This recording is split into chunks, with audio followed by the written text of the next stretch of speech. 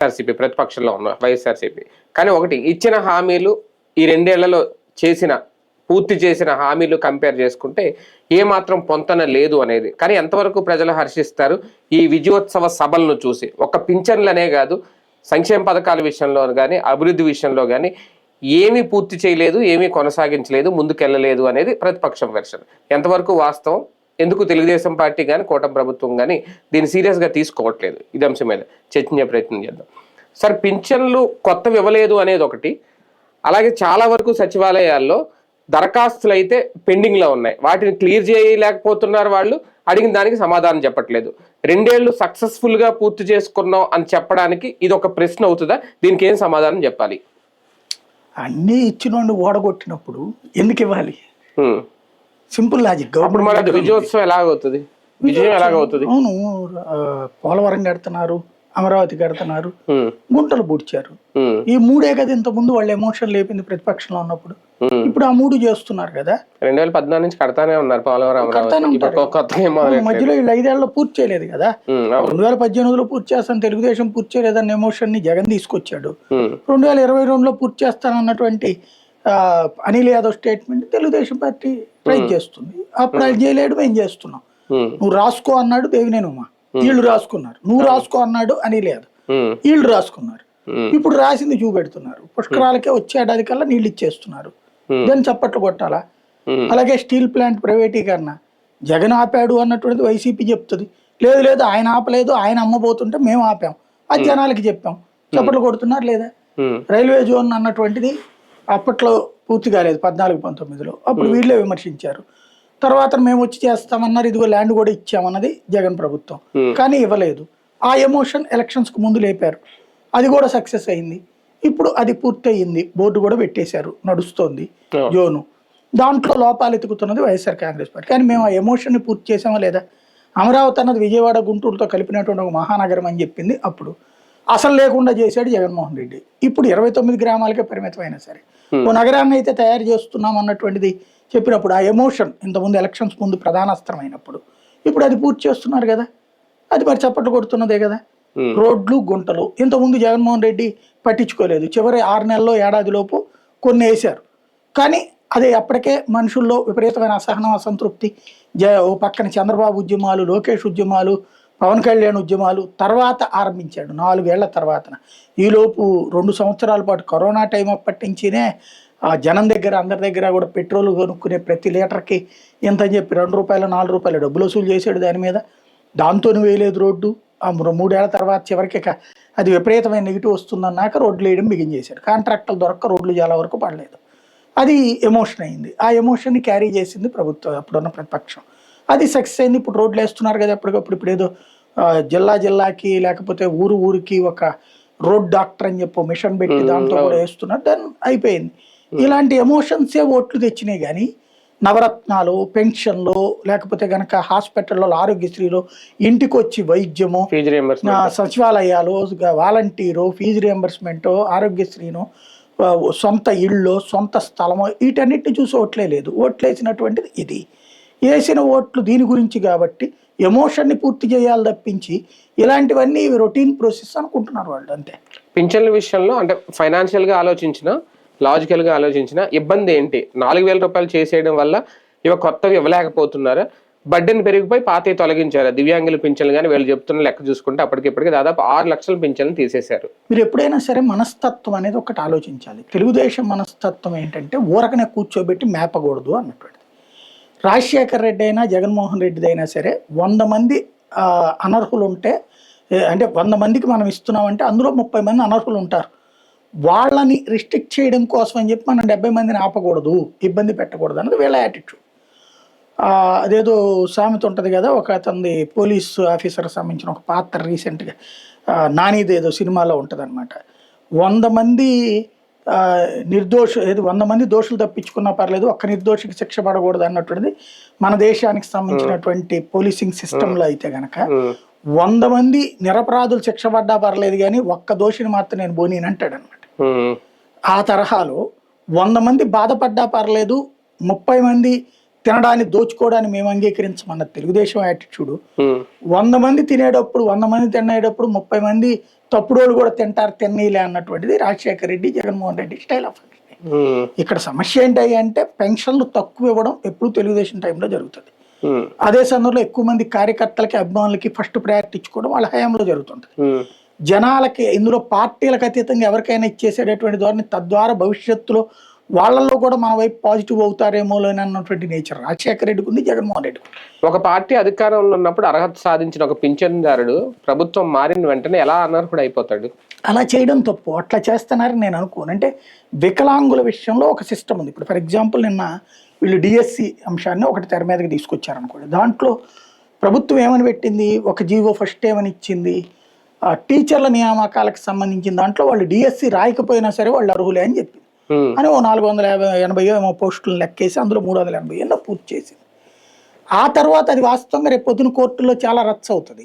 అది YCP right చేయడం బిగించేసి sports quota వాళ్ళందరూ గొడవ చేయడం బిగించేశాక రిక్రూట్మెంట్ పూర్తయి వాళ్ళు జాయినింగ్ అయిపోయాక ఇప్పుడేం జీవో ఇచ్చింది, మళ్ళీ ఇకపైన ఎగ్జామ్స్లో ఖచ్చితంగా ఇది ఉండాలి అన్నట్టు.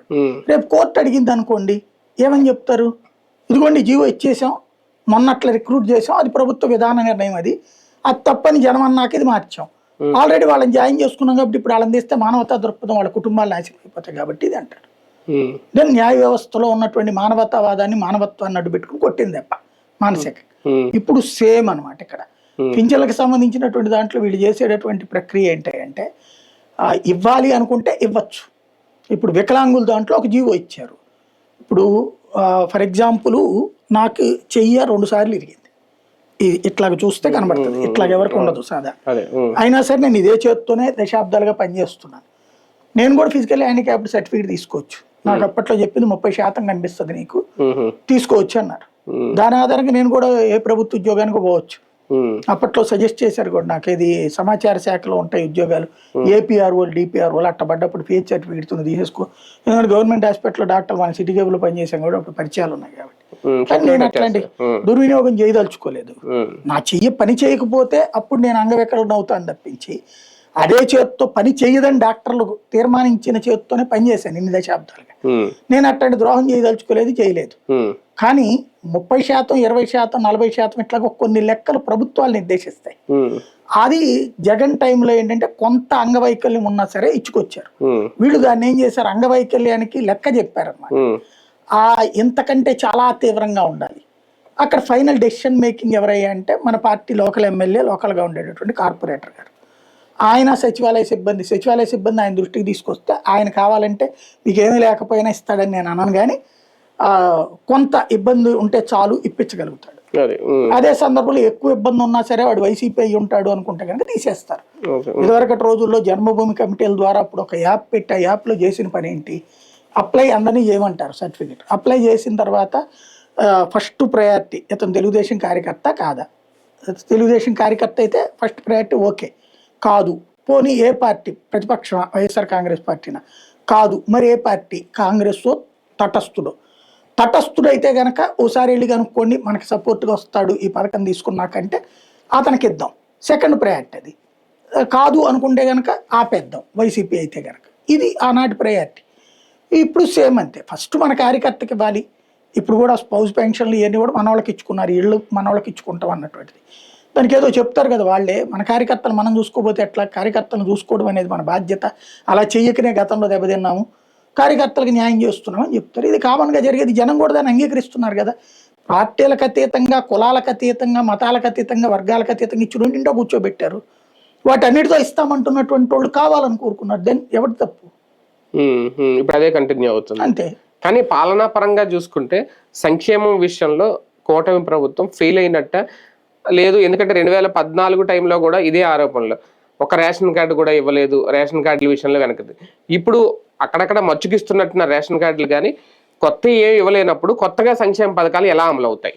అంటే నేను మీకు ఇందాకనే చెప్పా, మనీ ఒక్కొక్కళ్ళ యాటిట్యూడ్ ఒక్కొక్కళ్ళు ఉంటుంది. ఇప్పుడు ఫర్ ఎగ్జాంపుల్ నేనున్నాను అనుకోండి, నా దగ్గరకు వచ్చే సంపాదన, నేను సంపాదించుకునే సంపాదనలో నాకు ఒక ఆలోచన ఉంటుంది, నెలకి ఇంత ఖర్చు పెట్టాలి నేను, అది కుక్కలకే ఖర్చు పెడతానా, ఆవులకే ఖర్చు పెడతానా, లేకపోతే ఇంకో దానికి ఖర్చు పెడతానా, ఇది నా యాటిట్యూడ్. ఇంకొకళ్ళు 100 సంపాదించాం మనం ఇంకో 10 రూపాయలు సంపాదించుకోవాలి కానీ ఇలా ఎందుకు తగలేయాలనేటటువంటి వాళ్ళు ఉంటుంది. ఒక్కొక్క యాటిట్యూడ్, వీళ్ళిద్దరి యాటిట్యూడ్ లో ఒక భిన్నత్వం ఉంటుంది. కానీ ఇక్కడ ప్రభుత్వం కదా, అదే ప్రభుత్వానికే ప్రభుత్వాల పాలసీలు కూడా ఉంటాయి. ఇప్పుడు కాంగ్రెస్ ప్రభుత్వం 100 రూపాయలు పంపిస్తే చివరికి 10 రూపాయలు చేరేది. మోడీ ప్రభుత్వం 100 రూపాయలు 100 చేరుతోంది.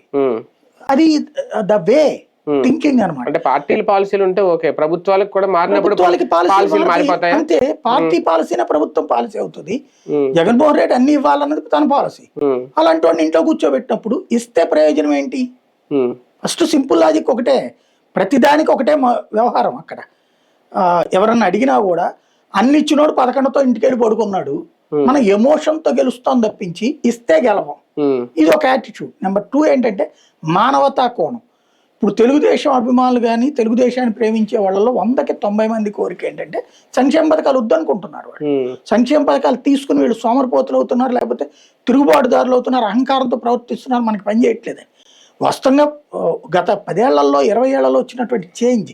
మనమేమో మన బిడ్డలు వెళ్ళి అమెరికాలో ఉండాలి, బ్రిటన్లో ఉండాలి, కెనడాలో ఉండాలి, లేకపోతే హైదరాబాద్లో ఉండాలి, బెంగళూరులో ఉండాలి, చెన్నైలో ఉండాలి, ఏడాదికి ఒకసారి 10,000 రూపాయలు జీతం పెరగాలి, 25,000 జీతం పెరగాలి, 1,00,000కి వెళ్ళాలి, 2,00,000కి వెళ్ళాలి, 3,00,000కి వెళ్ళాలి.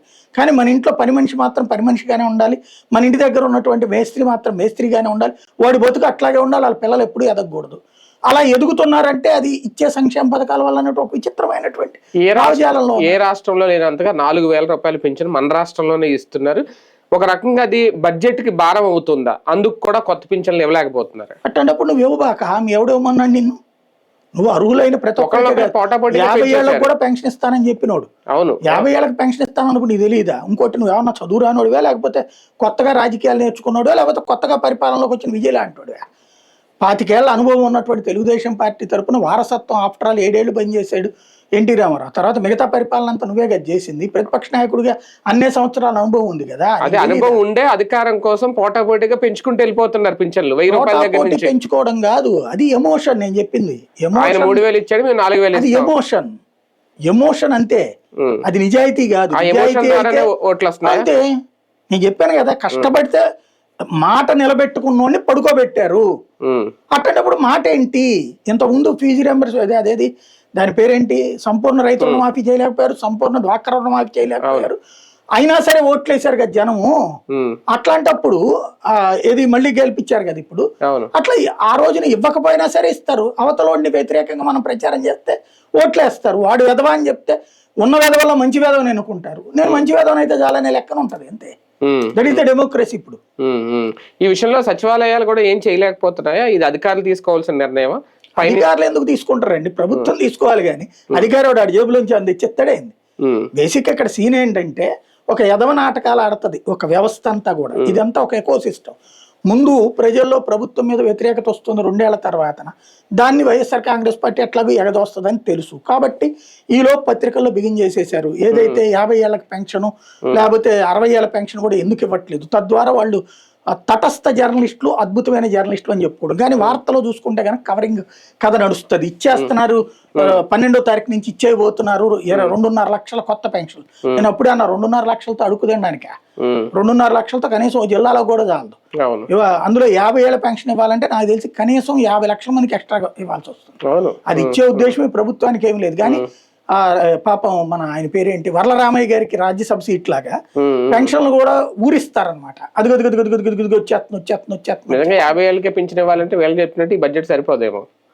మహిళలకి 1,500 కోట్లు 1,500 నెలకే వీళ్ళకి ఇవ్వాలి అంటే గనక పక్కన ఉన్న 3 రాష్ట్రాలని దోచుకోవాలి. లేదంటే గనక మన దేశంలో మన రాష్ట్రంలో ఉన్న బ్యాంకులన్నిటి రాత్రిపూట్లు దోచుకుని హామీ ఇచ్చిన రోజునే చెప్పా. కాకపోతే అది మూర్ఖంగా నమ్మారు, లేకపోతే గుడ్డిగా నమ్మారంటే అది వాళ్ళే ఇష్టం. 2 ఏళ్లలో ఫెయిల్యూర్లు ఎక్కువ కనిపిస్తున్నాయి, కానీ ఈ 3 ఏళ్లలో వాటిని సరి చేసుకునే అవకాశం ఉంటుందా? ఒక్కసారి లోపం బిగినయ్యాక ఎలా సరి చేస్తారు? ఇప్పుడు నువ్వు 100 రోజుల్లోపు అన్ని హామీలు నిలబెడతాం, నా అనుభవం చూడు, నా గొప్పతనం చూడు. ఇంతకుముందు అదే చెప్పారు, ఇప్పుడు అదే చెప్పారు. 50 ఏళ్ళకి పెన్షన్ అన్నటువంటిది నిన్ను ఎవడేమన్నాడు హామీ?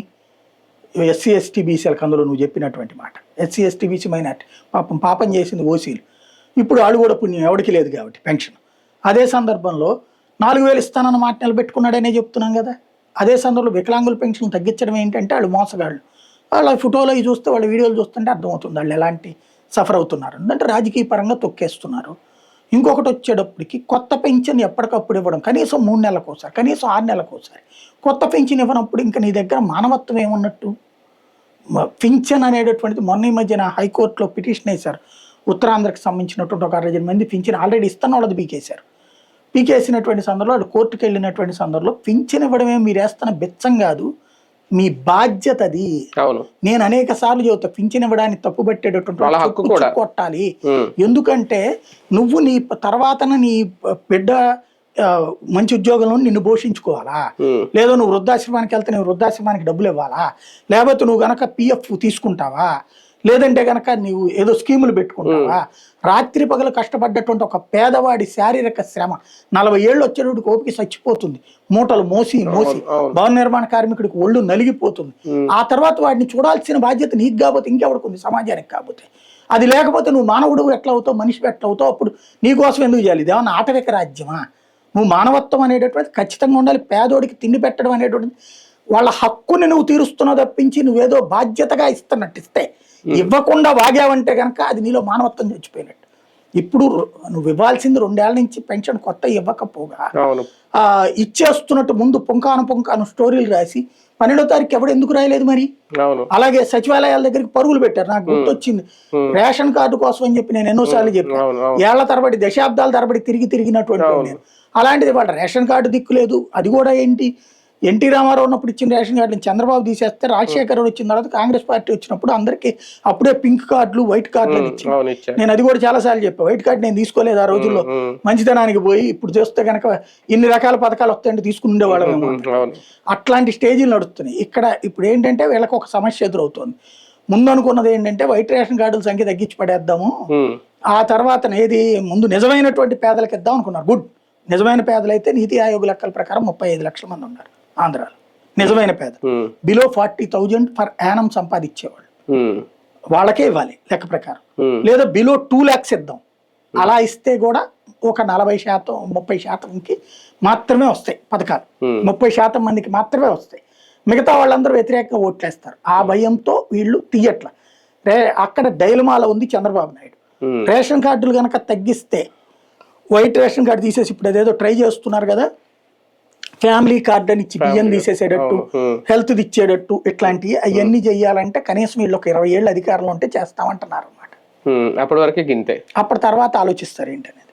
రైట్, చూద్దాం. 2 ఏళ్ల పాలనకు సంబంధించి ఫెయిల్యూర్లే ఎక్కువ కనిపిస్తున్నాయి అనేది ప్రతిపక్షంలో ఉన్న వైసీపీ చెబుతున్నమాట. నిజంగా పింఛన్ల విషయంలో, కొత్తవి ఇచ్చే విషయంలో ఎందుకు చర్యలు తీసుకోవట్లేదు? ఇచ్చిన హామీలు మర్చిపోయిందా కూటమి ప్రభుత్వం? ఒకసారి గుర్తు చేసుకుంటే బెటర్.